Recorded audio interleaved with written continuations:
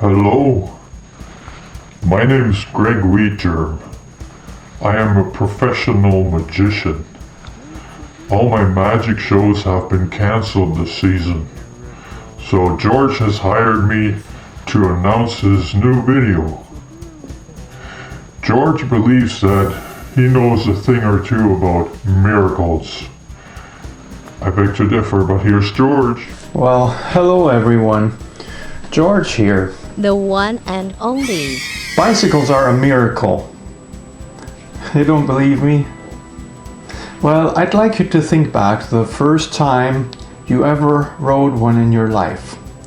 What was it like? See, I'm 57 years old and I still remember very clearly what it was like to ride my bicycle for the first time. It was magic. It was amazing. There was the taste of freedom. It was unforgettable. That was the first time I tasted real freedom. For me, bicycles were a big part of growing up. It was how I got around as a kid, a teenager, and even later. I was very happy with it because it gave me such almost unlimited mobility, and the speed was proportional to effort. I remember having a speedometer on my bike as a kid and how excited I was when I reached 45 kilometers an hour for just a short period. It was mind-boggling. Okay, now I can almost hear you say, but George, that's not a miracle. We've all been there. Get over it already. Alright, let me explain. Have you ever walked 10 miles or 16 kilometers? Probably most of us have, and you know that it'll take you a while. Now, add to the mix an awkwardly shaped object made of metal that weighs 30 pounds. And now you gotta transport that too. Yes, carry it. It's gonna be difficult, right? You probably wouldn't even do it. You're gonna say, well, we have transportation for that. We have motorized transportation for that. Why bother? Now, what if that metal object was a bicycle and all you had to do is hop on it and ride it? See, now all of a sudden, it's really easy, effortless, right? See, the bicycle, it functions so beautifully, it's adapted to our anatomy so perfectly that you're still performing the same amount of work, but it's not a big deal now. You've just increased your mobility tenfold. So why isn't everybody a cyclist? The advantage is so obvious. Bicycle is a really simple device, goes anywhere, and without much effort. Well, we have automobiles, right? Cars are so much faster. They protect you from the elements. They are more efficient, right? All this good stuff. Well, all you have to do is spend $30,000, register it, buy some insurance, put gas in the tank, and now you're ready to join rush hour traffic. I'm being sarcastic. But just for the fun of it, let's compare bicycles to cars for a minute. Cars weigh much more than bicycles. If we say a bicycle weighs about 30 pounds, a car weighs about 100 times as much, 30,000 pounds. Great mathematics, George.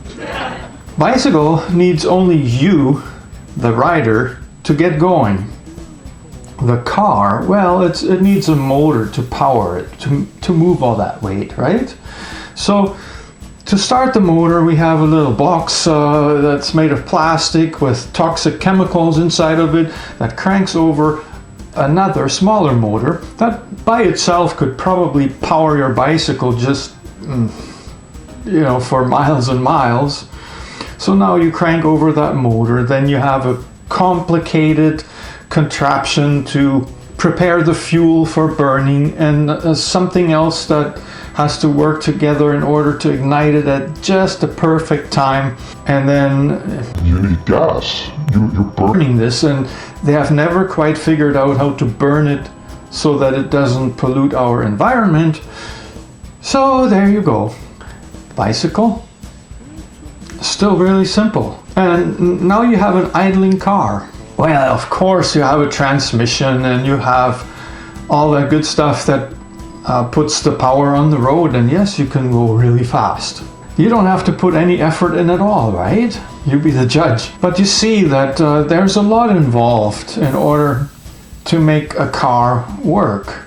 And cars, like bicycles, are most often used by a single person to get from A to B. Most of the energy that is required using a car is not used to transport the person that is riding it or driving it.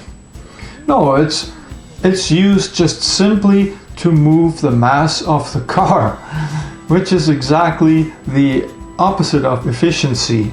Now, if you add the fact that cars are actually destroying our environment in more ways than one, make us fat and lazy, obesity is a real problem. And if you were to check the use of cars or the increase of the use of cars with the obesity rates, I bet you might find a correlation there.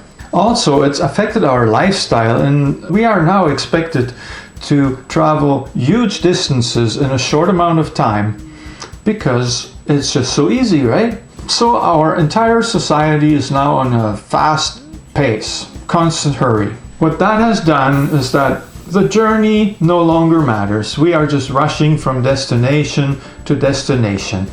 That's why I want to show you my book, because it's about that, and that's why I'm talking about bicycles as a miracle, because it is essential for understanding this.